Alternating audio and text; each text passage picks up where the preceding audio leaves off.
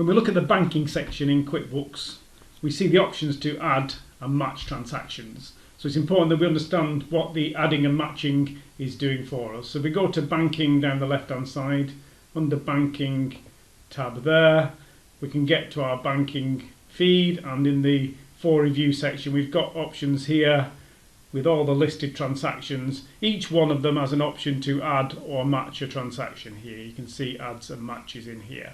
So with the add transaction, what that's saying is that QuickBooks cannot find any transaction that it can suggest relates to this particular entry on the bank.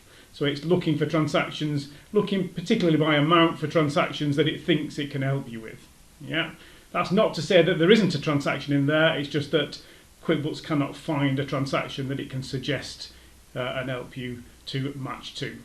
So you might have to help it to match to a transaction, or you might be in a situation where you look at this and say there is nothing to match to, in which case we can add a transaction. And if I click on the transaction at the top here with the add next to it, you can see that it gives me an option to add an expense, a check or a transfer. So those are the three types of transaction that I can add in to QuickBooks, and by adding it into QuickBooks it will create a transaction, it will create a posting, and the entries will be added in to QuickBooks.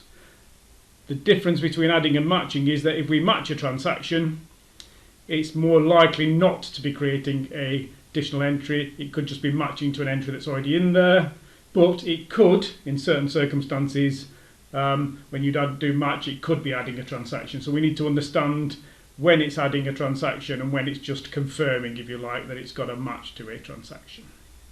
And those are scenarios that we will look into as we delve into the types of transactions that we can use in the bank, deal with in the bank section in QuickBooks.